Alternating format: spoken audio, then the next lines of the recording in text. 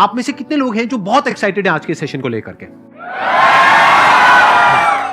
तो अब मैं जैसे ही आपको नाम बताऊंगा उनका, जो हमारे आज के गेस्ट हैं, तो आपका जो एक्साइटमेंट लेवल है वो और बढ़ जाएगा। ये बताने से पहले कि गेस्ट कौन है, मैं आपको थोड़ा सा बताता हूं यूट्यूब के बारे में। यूट्यूब में क्या है कि पूरे वर्ल्ड की अगर बात करी जाए तो करोड़ों चैनल्स हैं जो अलग अलग जॉनर्स में हैं, अलग अलग कैटेगरीज में हैं। उसमें से दो बड़ी कैटेगरीज हैं, मोटिवेशन और एजुकेशन। पूरे वर्ल्ड में जो वर्ल्ड का नंबर 1 मोटिवेशन चैनल है वो मेरा है, और जो वर्ल्ड का नंबर 1 एजुकेशन चैनल है किसी इंडिपेंडेंट क्रिएटर का, वो उनका है, जो कि हमारे गेस्ट हैं। उनके 17 मिलियन से ज्यादा सब्सक्राइबर्स हैं। Please give an energetic and warm welcome to the one and only Khan sir.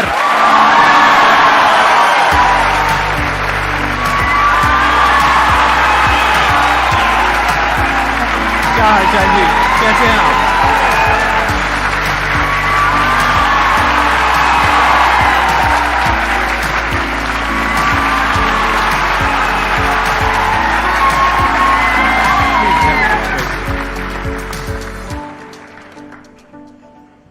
इससे पहले कि ऑडियंस आपसे कुछ पूछे या इंटरेक्ट करे, मेरे माइंड में एक क्वेश्चन है आपके लिए जी। जो बच्चे हैं वो आपके इतने दीवाने क्यों हैं, इतने पागल क्यों हैं आपके पीछे? मतलब मेरे कमेंट सेक्शन में भरा पड़ा था, खान सर कब आएंगे, खान सर कब आएंगे। मतलब ऐसा क्या जादू कर दिया आपने बच्चों के ऊपर? ये सवाल हम आपसे भी पूछते हैं, हमारे पे भी इतना कमेंट आया, इतना मेरे तो ऑफिस में लोग चले आए कि सर कब जा रहे हैं। अच्छा। क्योंकि हम लोग का तो एग्जैक्ट है, वही पढ़ाना है। हाँ। तो देखिए, हम लोग का मेन है कि बच्चों को जो जरूरत रहती है कि अगर लड़का पढ़ने आ रहा है ना, उसके मन में कोई डाउट ना रह जाए। हम उसको कहते हैं कि हम तुम्हें पढ़ा रहे हैं, दम है तो भूल के दिखाओ, याद करके नहीं।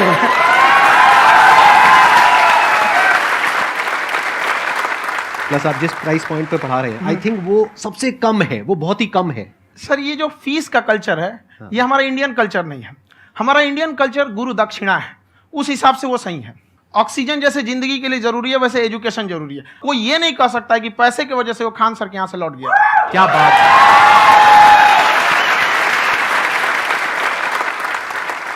मैंने देखा कि आपका ये जो चैनल है कि ये पिछले 3 साल के अंदर अंदर ही ग्रो किया है। हमको जब चैनल शुरू हुआ तो एक दिन में हम 4-5 वीडियो बनाए। एक हमको कुछ आता, आज भी नहीं आता इतना, तो हम देख के कैमरा वैमरा तो हम कंफ्यूज हो गए, बाप रे। तो हम एक ही दिन में वीडियो शूट किया, पढ़ाने वाला टॉपिक था हमको। उसके बाद कभी वीडियो ही नहीं, 6-7 वीडियो एक ही बार शूट कर लिए। और एक जो थे जिनका कैमरा वगैरह था, मेरे पास कैमरे भी नहीं थे उस टाइम, और कैमरा 35,000 का था, तो 6 महीना इसी में लग गया। जो 35,000 इसी में फंस जाएगा। तो उनके कैमरे से शूट किए, उन्होंने कोई चार्ज लिया, उसके बाद हम छोड़ ही दिए। लॉकडाउन लगा, तब हम कहें आप कैसे पढ़ाएंगे, वो तो 1 दिन 2 दिन करते करते अचानक लंबा हो गया। तब हमको याद आया कि ओहो, मेरा एक चैनल भी है वहाँ पे। तो उस समय उस पर लगभग 30,000 सब्सक्राइबर हो चुके थे। तो जैसे लॉकडाउन लगा तो उस पर पढ़ाना चालू किया, और पता नहीं क्या लोगों को पढ़ाई में इतना इंटरेस्ट आ गया कि आपका स्टाइल ऐसा है थोड़ा सा। आप आई थिंक पढ़ाई के साथ साथ में जो बीच बीच में आप थोड़ा बहुत छोड़ते रहते हैं ना, मतलब जो एंटरटेनमेंट चलता रहता है। ये बात हम देखिए, जब हम गुलाम थे ना, तो अंग्रेजों ने एक चाल चला था कि भारत को हम फिजिकली गुलाम रखेंगे 100-200 साल, मेंटली 1000 साल कर देंगे। उन्होंने पढ़ाई का मॉडल चेंज कर दिया। उन्होंने ऐसा डिजाइन किया कि ये टीचर की रिस्पॉन्सिबिलिटी है, वो पढ़ा के चला जाए। टीचर की रिस्पॉन्सिबिलिटी यहाँ खत्म नहीं हो जाती। पढ़ाना तो कोई भी पढ़ा सकता है, टीचर की इससे बड़ी रिस्पॉन्सिबिलिटी होती है उसे समझाना। वो समझा कि नहीं समझा। अगर लड़का आपके समझाने के बाद डाउट रह गया तो ये आपकी गलती है। लड़का हमसे पूछता है, सर इतनी भीड़ है आपके पास, तो कहते सर डाउट कैसे पूछेंगे? हम कह रहे यार, तुम्हारा डाउट बचेगा तब ना पूछेगा तुम डाउट यहाँ पे।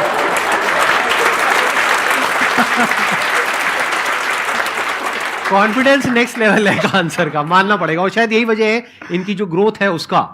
किसी ने शायद सपने में भी नहीं सोचा होगा कि पिछले 2 साल के अंदर अंदर जो आपके चैनल की ग्रोथ हुई है, जैसे आप खुद ही बता रहे हैं कि लॉकडाउन के टाइम पे आपके 30,000 के करीब सब्सक्राइबर्स थे, आज की डेट में 17 मिलियन है। और मेरा एक क्वेश्चन और है, इससे पहले कि ऑडियंस में से आपसे कोई क्वेश्चन पूछे, कि कई बार आप ऐसे भी टॉपिक्स टच करते हैं जो थोड़े से कंट्रोवर्शियल हैं या थोड़े से सेंसिटिव हैं, जिसके ऊपर बात करने की हिम्मत आई थिंक बहुत ही कम लोगों में है।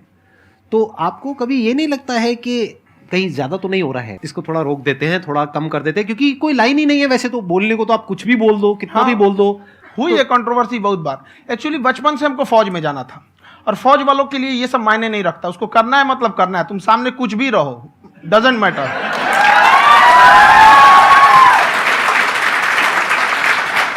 और मैंने YouTube पे देखा कुछ वीडियोस में कि आपका जो इंस्टीट्यूट है वहां पर आज से कुछ साल पहले कुछ बम गिरे थे। हाँ, कुछ गिरे थे, कुछ तो बहुत सॉलिड जगह गिरा था, फटा नहीं वो। मतलब आपके आसपास? हाँ, बम को भी पता है कि टीचर की इज्जत किया जाता है। क्या बात है, क्या बात है। मैं समझ पा रहा हूं कि ये आपके अंदर जो एटीट्यूड है ये कहां से आ रहा है, क्योंकि आप बचपन से ही फौज में जाना चाहते थे, तो आप जंग के मैदान में ही खड़े हैं एक तरीके से। बस फर्क ये है कि आपके हाथ में कलम है, हथियार ना हो करके। हथियार से एक आदमी की जान जा सकती है, हाँ। कलम से बहुत ताकत होता है। शिक्षा एक ऐसा हथियार है ना, हर कुरीतियों से लड़ सकता है, हर तरह की समस्याओं से। और ये एक ऐसा हथियार है, मेटल डिटेक्टर में भी नहीं पकड़ाता है।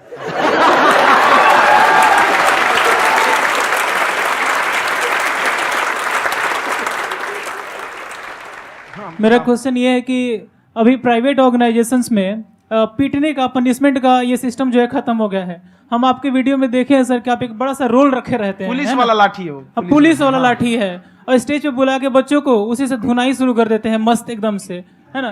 तो सर मतलब कि बच्चे मतलब कि डरते नहीं हैं आपसे, और इस तरीके से कैसे कनेक्टेड हैं आपसे, है ना? और एक और क्वेश्चन सर, यूपीएससी का जो आप अपना बैच स्टार्ट करने वाले हैं, ठीक है, उसके बारे में बताइए सर, क्योंकि मुझे मतलब कुछ इशू करना है सर, ठीक है? और संदीप सर को देख लिए, मेरा तो वैसे ही हो जाना है।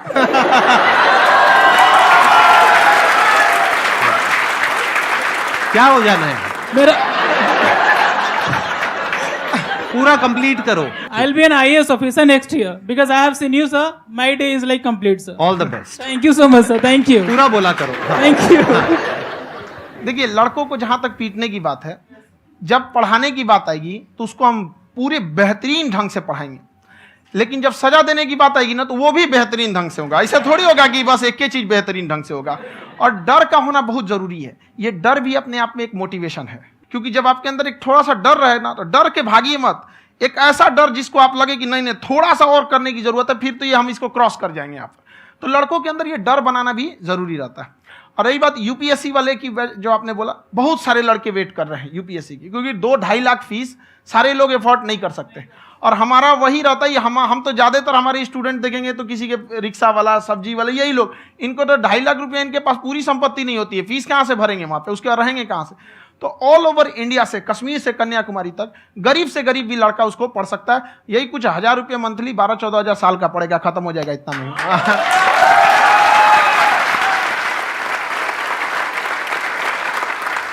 ये जो डंडे वाली बात इन्होंने कही, ये सच है? मतलब आप हाँ, सच में एक डंडा रखते हो पुलिस का ही है वो, और मारते हो? हाँ।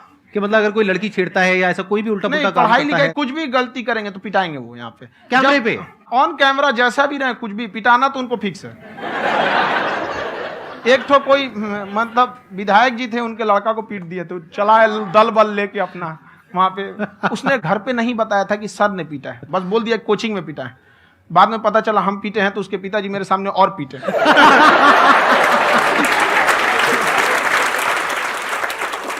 सर आपका सबसे बड़ा डर क्या है, आप दोनों का? फौजी को डरे नहीं लगता है, बाकी अफसर से पूछिए। आज के सेशन से पहले कोई डर नहीं था, लेकिन अब मुझे इनकी डंडे वाली कहानियां सुन करके डर लग रहा है कि कहीं मैंने गलती से कुछ बोल दिया अरे ऐसा और नहीं। इन्होंने कहीं पीछे कुछ रखा हुआ है, और यहीं आ करके अगर इन्होंने मेरी पिटाई कर दी तो बहुत बुरा हो जाएगा। तो इसलिए हमको थोड़ा डर लग रहा है।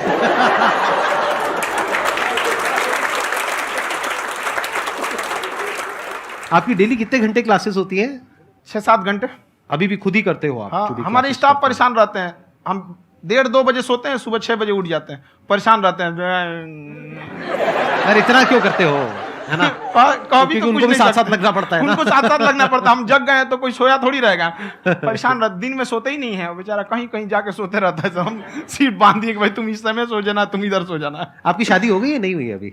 मेरी खुशहाली देख के आप आइडिया लगा सकते हैं।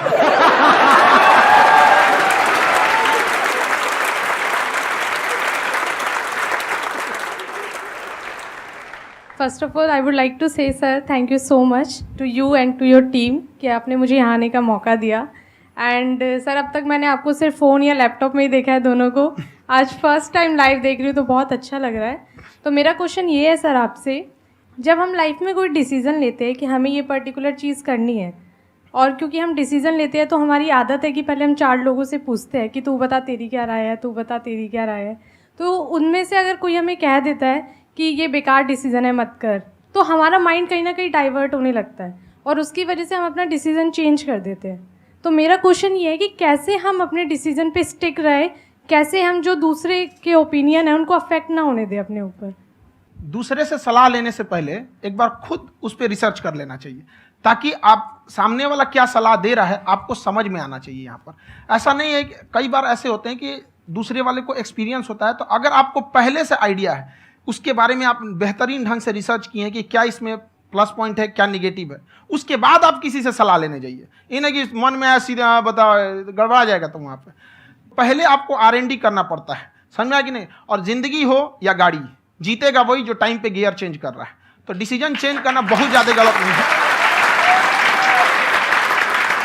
इन्होंने बहुत अच्छी बात कही है और मैं इसी बात में थोड़ा सा और ऐड ऑन करूंगा कि ये जो आपने कहा ना कि अपने डिसीजन पे स्टिक कैसे रहें, ये कोई अच्छी क्वालिटी नहीं है, क्योंकि टाइम टू टाइम आपको अपने डिसीजंस को चेंज करना होता है। जैसे आपने 4 लोगों से डिस्कस किया, कोई इंसान कुछ पॉजिटिव बोल रहा है, कोई नेगेटिव बोल रहा है, उससे फर्क नहीं पड़ना चाहिए। डिपेंड ये करता है कि वो जो बोल रहा है उसका बेसिस क्या है। क्या वो किसी नॉलेज या एक्सपीरियंस के बेस पे बोल रहा है या ऐसे ही कुछ भी बोल रहा है? ऐसे ही बोल रहा है तो फिर उसकी बात पे ध्यान क्यों दे रहे हो? अगर किसी नॉलेज या एक्सपीरियंस के बेस पे बोल रहा है, फिर चाहे वो पॉजिटिव बोल रहा है चाहे नेगेटिव बोल रहा है, दोनों ही मायने रखता है। उसके बाद में रिसर्च करनी है और फिर रिसर्च करने के बाद में फाइनल डिसीजन अपना खुद का होना चाहिए। अब वो डिसीजन उससे अलग भी हो सकता है जो आपने पहले लिया था, और वो सेम भी हो सकता है। सर मेरा क्वेश्चन दोनों से है आपसे, how to deal procrastination and laziness. हमारा ब्रेन है ना, ये बहुत आलसी टाइप का, इसको आराम खोजना पसंद है। अब थोड़ा सा भी अब इसको आराम की ओर लेके चले गए ना तो फिर उधर ही रहेगा। आप सोचेंगे 10 मिनट आराम कर लेते हैं ना, तो 10 मिनट 2 घंटा बना देगा। उसको टॉर्चर कीजिए, चल 10 मिनट बाद में। उसको आप उस पर हावी मत, वो कह रहा है कि हमको आराम चाहिए, आपको हाँ आराम मिलेगा, पहले काम फिर मिलेगा आराम। तो आप उसके हिसाब से मत चल। आपका मन कर रहा है थोड़ा सा देख लेते हैं, कोई नोटिफिकेशन आया, आप कोई काम कर रहे हैं, क्यों पहले काम कर लीजिए, बाद में देखिएगा ना नोटिफिकेशन। आप हावी मत होने दीजिए यहाँ पे। अगर आप 5 मिनट भी थोड़ा सा लूज पड़े ना, थोड़ा सा कमर सीधा कर लेते हैं, 2 घंटा बर्बाद कर दिया आपको। हावी मत होने दीजिएगा उसको अपने ऊपर। प्रोक्रेस्टिनेशन को तोड़ने का एक ही तरीका है, सबसे छोटे लेवल पे ले जा करके उस गोल को तोड़ दो। यानी वो गोल बहुत बड़ा है, उसको ब्रेक डाउन करो, उसके सबसे पहले स्टेप पे आ जाओ कि उसको अचीव करने का सबसे पहला स्टेप क्या है। जैसे गाड़ी चलाना सीखना है, उसका सबसे पहला स्टेप क्या है। अगर घर में कोई नहीं है सिखाने वाला या सिखाने वाली, तो बाहर जा करके जो गाड़ी का ड्राइविंग स्कूल है उधर जा करके पैसे दे दो। अब फंस गए ना तो फंसा दो अपने आप को। दिमाग ये लगाओ कि अपने आप को कैसे फंसाया जाए। जब हम फंस जाते हैं ना तो फिर हमको वो काम करना ही पड़ता है। Then there is no looking back. जब तक आप सोच रहे हो तब तक सोच रहे हो, उसको बोलते हैं पैरालिसिस ऑफ एनालिसिस, कि आप सोचते चले जा रहे हो अपने माइंड में, मैं ये करूंगा वो करूंगा वो करूंगा वो करूंगा, और प्रोक्रेस्टिनेट हो रहा है, वो चीज टलती चली जा रही है। तो उसको छोटे से छोटे लेवल पे ब्रेक डाउन करके उसको कर दो, दैट इज नंबर 1। और जैसे ही करना शुरू करते हो, कोशिश करो कि उसको जब तक कि आप सही से नहीं कर लेते हो उसको छोड़ना नहीं है, तो आपकी लेजीनेस भी खत्म हो जाएगी। कई लोगों को तो हमने देखा जो सप्ताह में कुछ भी नहीं करता, वो भी संडे को आराम कर रहा है।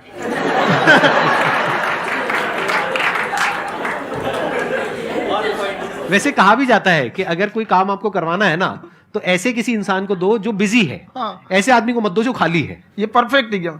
किसी को भी आप देखिएगा जिसको आप कहते हैं कि मतलब थोड़ा ठीक ठाक आप समझते हैं कि नहीं ये बहुत आगे निकल, वो एक काम को खत्म करने के बाद कभी आराम नहीं करेगा। एक काम खत्म हुआ उसको लगेगा हाँ एक खत्म हो गया, अब दूसरा करना चाहिए। और वही जिसको देखिएगा एक खत्म हो गया और आराम करना चाहिए, कभी नहीं, लाइफ में आखिरी सांस तक। सर यहाँ पे सब हिंदी में पूछते हैं, इंग्लिश में पूछते हैं, मैं भोजपुरी में पूछूं? जौन भाषा ठीक लगे तोने में पूछ दो। हाँ सर।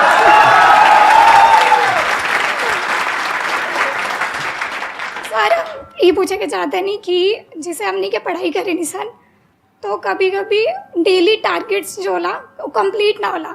अगर टारगेट्स कंप्लीट भी होला तो फिर ऐसा इरिटेशन या फिर वो एंजाइटी या फिर कि और करना है या फिर अभी नहीं हुआ, वो चीज़ हमेशा रहेला। तो वो कम कैसे करल जाए? देखिए टारगेट्स को ना हम लोग को एक अपने हिसाब से पहले फिट करना चाहिए। ऐसा नहीं कि दूसरे किसी इंसान को देख के हम टारगेट फिट कर ले। कोई लड़का 8 घंटा पढ़ रहा है, कोई पहली बार अभी पढ़ना ही चालू किया, उसको देख के 8 घंटा पढ़ेगा तो पढ़ाई छोड़ देगा। तो आप अपनी क्षमता के हिसाब से देखिए कि आप कितना पढ़ सकते हैं। अगर आपने एक घंटे को बना लिया कि हम 1 घंटा पढ़ सकते हैं, अगले 1 हफ्ते तक उसको सस्टेन रखिए। जिम में कैसे करते हैं लोग, पहले दिन उठा लीजिएगा 1 कुंटल तो हार्ट अटैक हो जाएगा। तो वो धीरे धीरे टारगेट सेट कीजिए और अपनी क्षमता को भी देखिए। हर इंसान की क्षमता अलग है। कंगारू को देख के हाथी छलांग मारेगा, पैर तोड़ के बैठ जाएगा।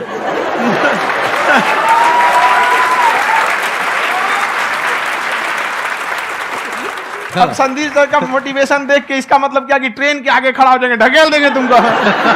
हालांकि ऐसा कर देते हैं, लेकिन ऐसा करिएगा लोग नहीं, क्षमता पता होना चाहिए। आपके अंदर एंजाइटी हो रही है कि मैंने कर तो लिया है। आप ये नहीं कह रहे कि मैंने कुछ भी नहीं किया है फिर मेरे को एंजाइटी हो रही है। आप ये कह रहे हो मैंने काफी कुछ कर लिया है फिर भी एंजाइटी हो रही है कि कहीं कुछ छूट तो नहीं गया है।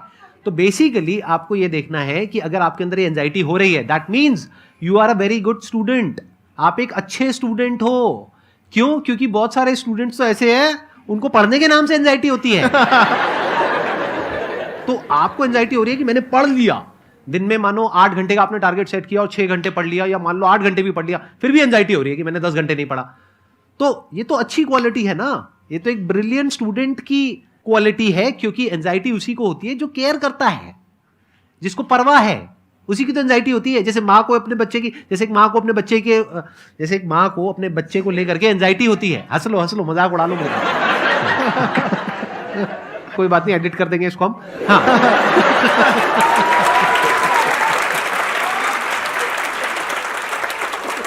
जैसे एक माँ है, उसको अपने बच्चे को लेकर के एंजाइटी होती है, थोड़ी सी भी तबीयत खराब हो जाए उसको एंजाइटी होती है, चाहे बच्चा ठीक भी है, डॉक्टर को नहीं होती है। क्यों? क्योंकि माँ को उस बच्चे से प्यार है। तो दैट मीन्स कि आप अपनी पढ़ाई को लेकर के सीरियस हो, इस वजह से आपके अंदर एंजाइटी हो रही है, विच इज नॉर्मल। जहां पर प्यार मोहब्बत होती है वहां पर थोड़ी बहुत एंजाइटी तो होती ही है ना। समझ रहे हो ना मैं क्या कहना चाह रहा हूं? आप लोग समझ रहे हो ना मैं कहां जा रहा हूं? जब वो किसी और से बात करती है तो एंजाइटी होती है ना।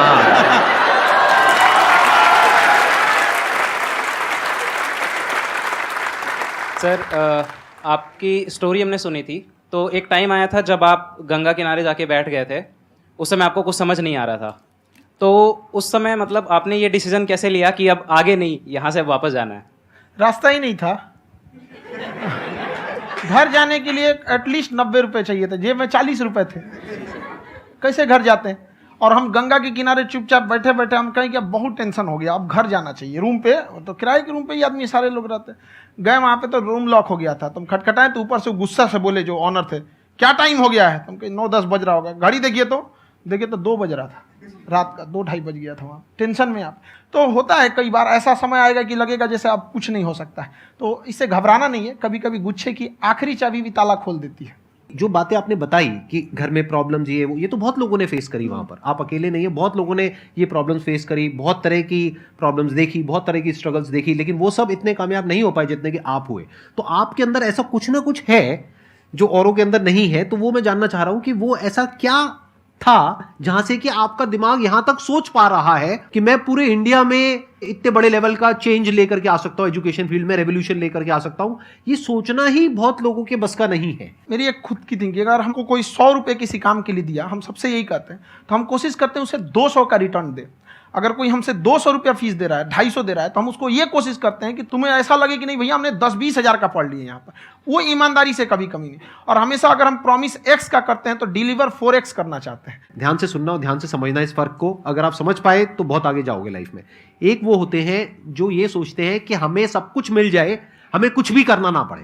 दूसरी कैटेगरी होती है लोगों की जिनको जितना मिलता है उसमें भी चोरी चकारी करते हैं या कोशिश करते हैं कि उससे कम दे सामने वाले को जितना कि हमें मिल रहा है। तीसरी कैटेगरी होती है लोगों की, जो इनके जैसे लोग होते हैं, वो क्या करते हैं, वो ये सोचते हैं कि अगर मैंने किसी से 1 रुपए भी लिया, देखा जाए तो 200-250 रुपए कुछ भी नहीं होता है, 200-250 रुपए अगर मैंने लिया तो कैसे उसको 400 रुपए की वैल्यू दूं। ये जो थिंकिंग है ना, यही एक फर्क होता है एक ऐसे इंसान में जो बहुत आगे निकल जाता है और उस इंसान में जो मीडियोकर रह जाता है। आप अपने आप को अपने आप के ऊपर समय दीजिए, उसको डेवलप कीजिए। जब आप अपने आप के ऊपर खर्च करते हैं तो आने वाले समय में लोग गूगल पे आपको सर्च करते हैं। क्या बात है सर, ये आपने अभी बनाया है या ये कोई पुराना आपका वो है? बनते रहता है इसे, फ्लो में बन जाता है। आपके अंदर ना सर एक कवि छुपा हुआ है कहीं ना कहीं जो बाहर आना चाहता है। कभी ना कभी आपने सोचा होगा कुछ कभी कभी देखिए, एक चीज है, संगत का बहुत अच्छा असर पड़ता है। ये चीज को हमेशा, संगति का मतलब लोग हल्के में ले लेते हैं। संगति का मतलब होता है संग संग गति। तो अच्छे लोग के साथ रहेंगे तो संग संग अच्छी गति होती जाएगी, खराब में रहेंगे तो ये भी होता है। बट अपने आप को थोड़ा सोचना चाहिए कि हम केवल जी के मर जाएं इसके लिए नहीं आए हैं। लोग कहते हैं कि सर नाम क्यों नहीं बताते अपना। हमारी एक ही सोच है कि जाने के बाद इस दुनिया से हमको मतलब एक चीज देना चाहते हैं स्टूडेंट्स को, कि वो याद करें कि इस पैसे की भाग दौड़ की दुनिया में हर कोई दोनों हाथ से लूटने में लगा है, खाली हाथ जाने के लिए ये सबको लगा है। तो हर कोई को ये सोचना चाहिए कि था कोई इंसान जो इतने कम फीस में इतनी शिक्षा जो महंगी थी, जो कमाने का रास्ता था, उसको भी एकदम कंपटीशन इतना कर दिया कि अब लोगों को अपनी फीस बढ़ाने में डर लगता है कि अरे यार, लड़का कमेंट करता है कि खान सर इतना ले रहे हैं, आप बहुत बड़ा टीचर हो गए।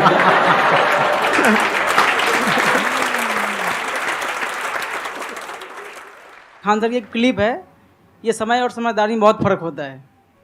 अगर समय रहते समझदारी आ गई तो इंसान कामयाब हो गया, लेकिन अगर समय चला गया फिर समझदारी आई फिर तो बेकार है। तो सर मतलब कुछ आपको ऐसी चीज़ लाना चाहिए जो मतलब बच्चों जो तैयार हो रहे हैं उनको ये चीज़ें मतलब एंड टाइम पे दिखे। समझ रहे हैं आप मेरी बात? नहीं समझ?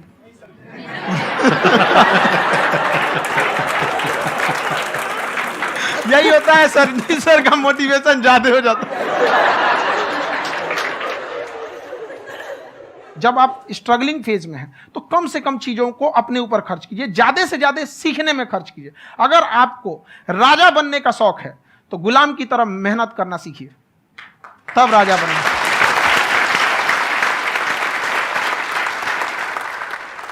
ये दुख, ये दर्द, ये सब तेरे अंदर है। तू अपने बनाए इस पिंजड़े से बाहर निकल के देख, तू अपने आप में एक सिकंदर है।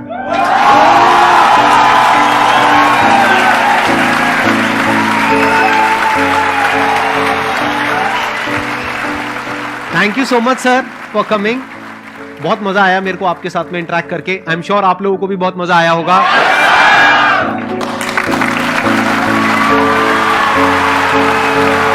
थैंक यू सो मच जी, थैंक यू।